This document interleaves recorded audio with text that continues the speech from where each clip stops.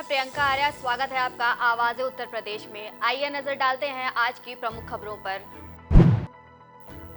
पहली खबर Olympic game से, जहां प्रधानमंत्री ने देश के महिला हॉकी टीम के खिलाड़ियों से बात की है। उन्होंने कहा कि आपने अच्छा खेला है, रोना बंद करिए, आपके रोने की आवाज यहां तक सुनाई दे रही है।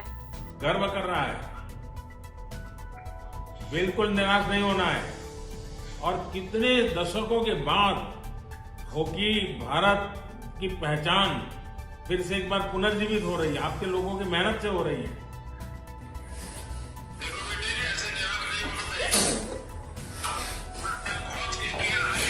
Thank you very much, sir. Thank you for your words, and the girls are very emotional at the moment, and I think there will be.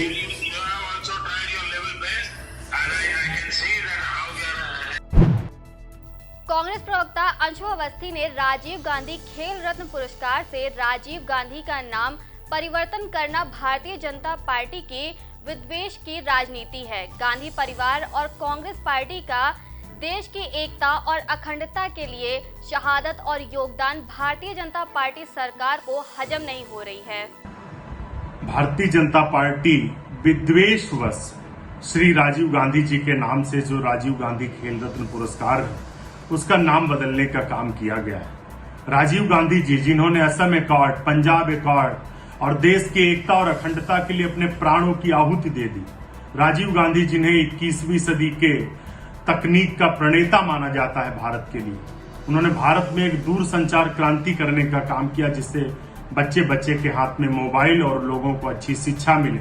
Jawaharlal Nehru Navodaya Vidyalaya स्थापना की, 600 से ज्यादा स्कूल खोले नवोदय विद्यालय कि बच्चे अच्छे से पढ़ सके। उनका सपना था कि बच्चे दून जैसे स्कूलों में पढ़ सके। ऐसे नौजवान प्रेमी श्री राजीव गांधी के नाम से जो खेल रत्न पुरस्कार है उसको बदलना कहीं ना कहीं ये दर्शाता है कि भारतीय जनता पार्टी उनकी जो एक महत्व है, उनकी जो पहचान है उसको पचा नहीं पा रही, इसीलिए वो नाम बदलने। लखनऊ विकास प्राधिकरण में 4 कर्मचारी शराब पीते मिले। अपर सचिव व उप सचिव ने पुरानी बिल्डिंग में मारा छापा। एलडीए सचिव पवन कुमार गंगवार को एक व्यक्ति ने फोन कर सूचना दी थी। सूचना पर पहुंचने के बाद रंगे हाथों कर्मचारी पकड़े गए, जिसमें 3 विभागीय कर्मचारी और एक बाहरी शामिल व्यक्ति था। प्राधिकरण के ड्राइवर अक्सर दिन में ही शराब पीना शुरू कर देते हैं। छापेमारी के दौरान अपर सचिव ज्ञानेंद्र वर्मा ने 4 लोगों को रंगे हाथ पकड़ा। अपर सचिव ज्ञानेंद्र वर्मा और उप सचिव माधवेश ने सुरक्षाकर्मी के साथ छापा मारा था। आई एम सावेज फिल्म पर 3 तलाक की पीड़िता ने उठाए सवाल, लगाया बदनाम करने का आरोप। हजरतगंज थाने में फिल्म के खिलाफ पत्नी ने पति के खिलाफ बदनाम करने की तहरीर दी। अपने पति सावेज पर पहले भी पत्नी ने गंभीर आरोप लगाए थे और गोमती नगर थाने में एफआईआर दर्ज हुई थी। सावेज की पहली पत्नी का कहना है कि उसके साथ ससुर गलत कार्य करते थे, जिसकी शिकायत करने पर उसे प्रताड़ित किया जाता था। पत्नी ने पति सावेज पर मानसिक उत्पीड़न और शारीरिक उत्पीड़न के साथ दहेज का मुकदमा दर्ज कराया है। ठाकुरगंज के शीश महल में ससुराल वालों ने महिला को जमकर पीटा। महिला और महिला के परिवार वाले थाने पहुंचे। ससुराल वालों की पिटाई से गंभीर रूप से महिला घायल हुई है।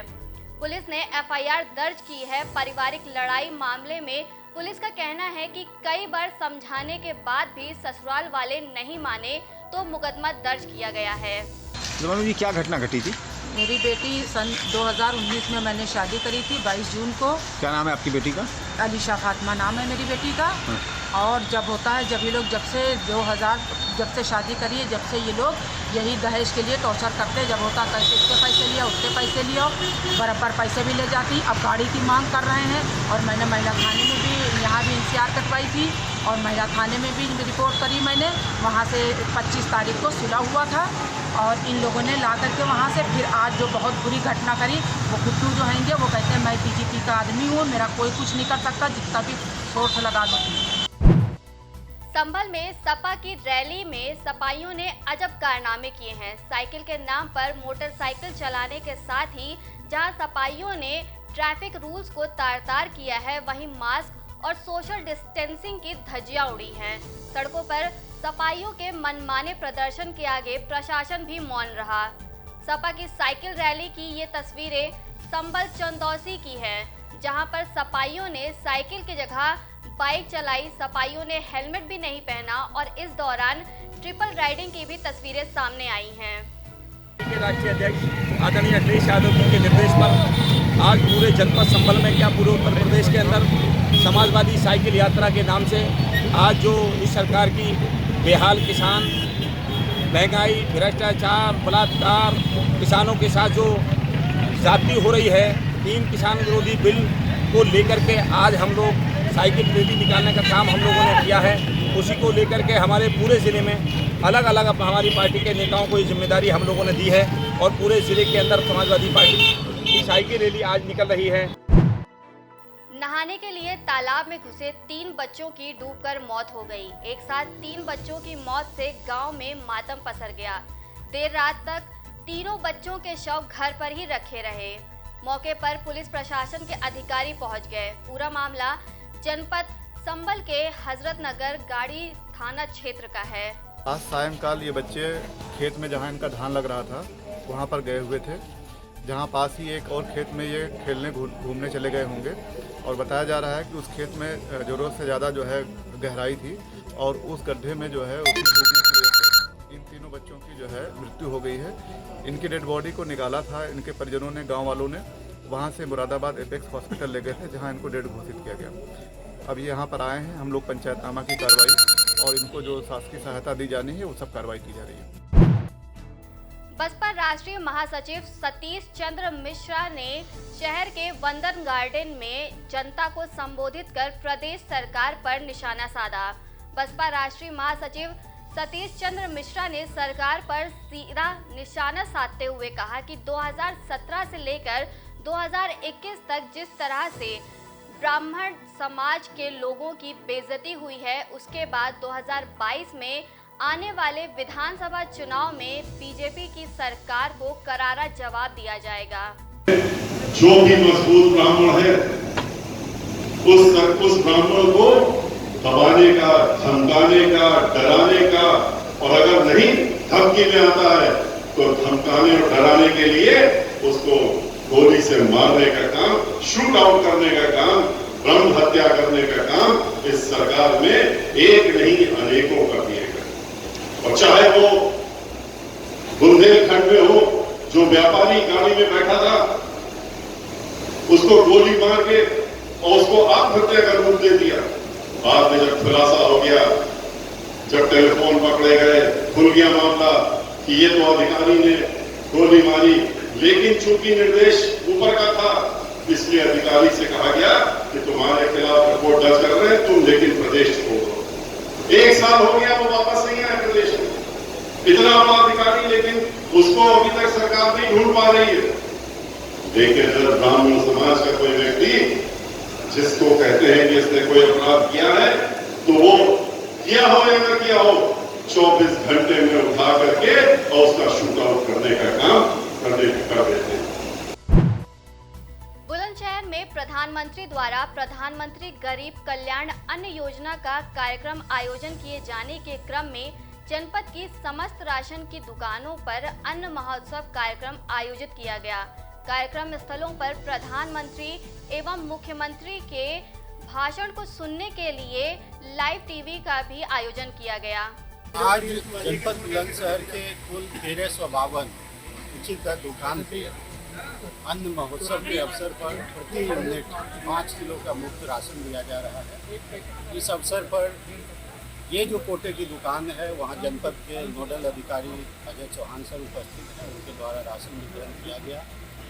अन्य कोटे की दुकानों पर जनपद के माननीय जनप्रतिनिधि, माननीय विधायक जी, माननीय ब्लॉक प्रमुख, माननीय हमारे जो नगर निकाय हैं उसके चेयरमैन और अन्य जगह माननीय प्रधान जी द्वारा इस मुफ्त 5 किलो राशन का वितरण किया गया है। आप लोगों ने देखा कि इस अवसर पर माननीय प्रधानमंत्री जी ने और माननीय मुख्यमंत्री जी ने लोगों को एड्रेस किया और उनके द्वारा माननीय प्रधानमंत्री जी के द्वारा प्रदेश के कुछ लाभार्थियों से वार्ता भी की गई।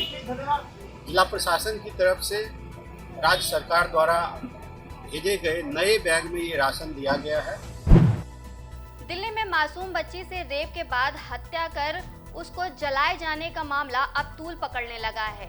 इस घटना के बाद से धरना प्रदर्शन व आंदोलन शुरू हो गया है।